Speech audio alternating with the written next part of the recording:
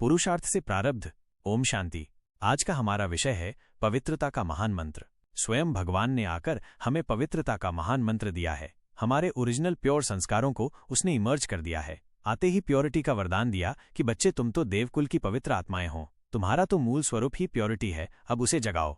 तुमने विकारों की चादरें डालकर अपनी प्योरिटी को छुपा दिया है, अब बाहर निकलो। तुम पवित्रता के सूर्य हो, तुम्हारी पवित्रता से तो जग का अंधकार दूर हो जाएगा। और बहुत सुंदर बात, कहीं जो आत्माएं संपूर्ण पवित्र बनते हैं, प्रकृति उनके हर संकल्प को पूर्ण करने में तत्पर हो जाती है। कितनी बड़ी चीज है, प्रकृति से हमें सर्वस्व मिलेगा जब हम संपूर्ण पवित्र बन जाएंगे। हम सब जानते हैं, ध्यान से देख लीजिए, सतयुग में जब हम संपूर्ण पवित्र है, प्रकृति हमें सर्वस्व प्रदान कर रही है। कितना सुंदर रहस्य है। और जब आत्माएं अपवित्र हो जाती है तो प्रकृति उन्हें कुछ भी नहीं देती, उन्हें खींचना पड़ता है। जैसे आजकल प्रकृति से अन्न, फल, जल सब खींचा जा रहा है, प्रकृति को खाली किया जा रहा है। तो आइए हम पुनः संपूर्ण पवित्रता की राह पर चलें। ये प्योरिटी ही हमारी रॉयल्टी है। इससे हमारे चेहरों पर राजाई संस्कार आते हैं, डिविनिटी आती है, दिव्यता आती है और डिविनिटी का प्रकाश सबको महसूस होता है। आगे चलकर वो समय भी आएगा कि संपूर्ण पवित्र आत्माएं मस्तक के मध्य में चमकते रहेंगे, जैसे हीरा चमकता हो, और अनेक लोगों को उनके दर्शन हुआ करेंगे। ये पवित्रता ही हमारी सेवाओं का आधार है। इसी में निमित्त आत्मा की प्योरिटी जितनी ज्यादा होंगी, देवकुल की आत्माएं खिंच खिंच कर हमारे पास आएगी। और प्योरिटी को हमें केवल ब्रह्मचर्य तक सीमित नहीं समझ लेना चाहिए। बाबा के बहुत सारे बच्चे ब्रह्मचर्य में बहुत स्ट्रांग है, उन्हें कोई टच भी नहीं कर सकता, उनसे कोई अपवित्र बात भी नहीं कर सकता। ये भी अपने में बहुत सुंदर बात है।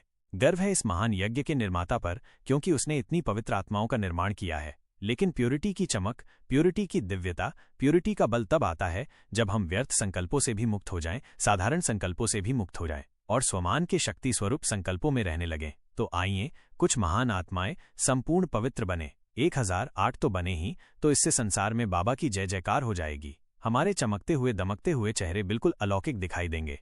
सारा संसार उनकी ओर पूर्णतया आकर्षित हो जाएगा। तो आज सारा दिन हम ये अभ्यास करेंगे।